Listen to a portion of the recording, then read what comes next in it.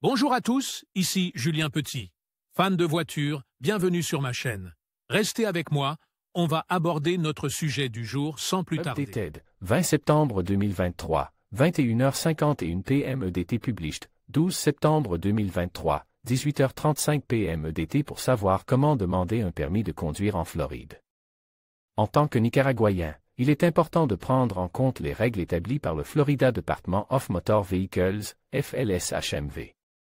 L'agence chargée d'accorder ce privilège dans l'État, tant pour les citoyens que pour les étrangers. La Floride n'a pas encore adopté de loi pour aider les immigrants sans papier à demander un permis de conduire. En ce sens, les personnes qui ne possèdent aucun document ou qui n'ont pas traité leur statut ne peuvent pas l'obtenir.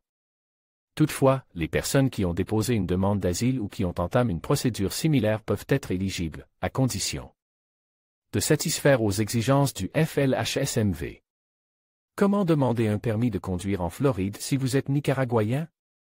Selon les règles des services de citoyenneté et d'immigration des États-Unis, UC, il existe des procédures spéciales pour les Nicaraguayens ainsi que pour les Cubains, les Haïtiens et les Vénézuéliens qui leur permettent d'obtenir plus rapidement leur statut juridique dans le pays. Par conséquent, ceux qui effectuent le processus de demande de légalisation de leur séjour peuvent demander un permis de conduire en Floride s'ils remplissent les documents exigés par le FLHSMV. 1. Identification primaire l'original de l'un des documents suivants avec le nom complet, une preuve valide de l'enregistrement de résident. Carte de résident ou formulaire I-551. Timbre I-551 dans le passeport ou sur le formulaire I-94. Ordonnance délivrée par un juge de l'immigration accordant le statut d'asile, contenant le numéro d'admission du pays du client, numéro. Commençant par la lettre A. Le formulaire I-797, qui contient le numéro d'admission dans le pays du client, indiquant que le statut de réfugié lui a été accordé. Le formulaire I-797 ou tout autre document délivré par les services de citoyenneté et d'immigration des États-Unis, UC, qui contient le numéro d'admission dans le pays du client, indiquant que la demande de statut de réfugié du client a été approuvée.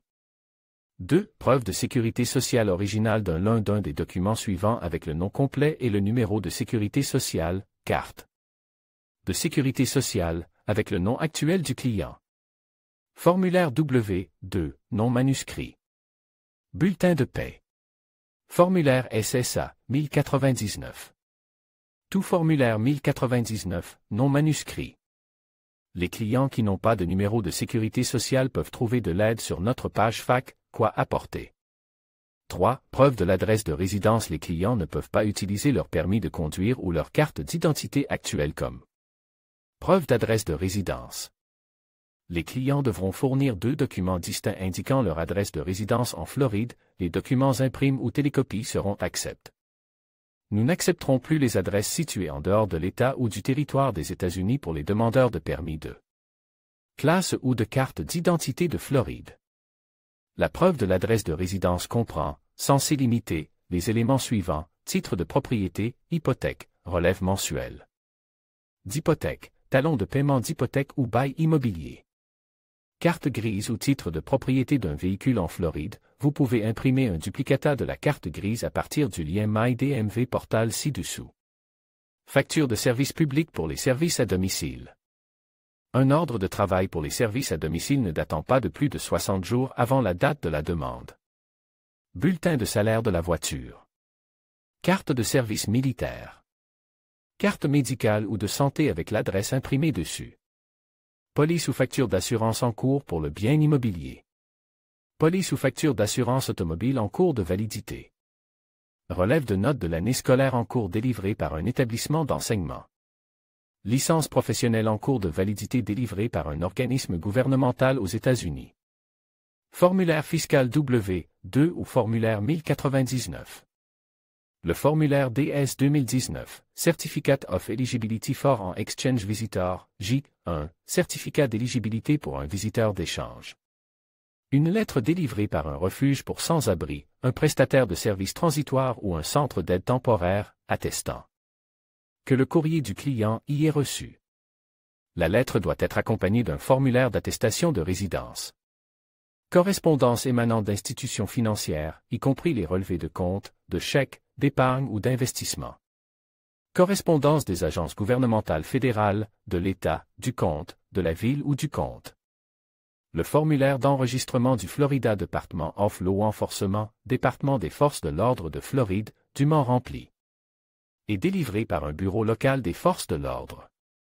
Quelle est la suite du processus de demande de licence en Floride en tant que Nicaraguayen? Les demandeurs qui sont en mesure de fournir les documents requis par le FLHSMV doivent effectuer une demande officielle dans ces bureaux, en soumettant les documents et en remplissant le formulaire correspondant avec leurs données personnelles. Au cours de cette procédure, les autorités évalueront votre vue afin d'exclure toute condition susceptible d'affecter vos futures performances au volant. Les personnes qui réussissent le test de vision peuvent passer une épreuve écrite, basée sur le manuel du conducteur de l'État, pour tester leur connaissance du code de la route et des panneaux de signalisation. Le manuel peut être téléchargé à l'avance pour être étudié en détail.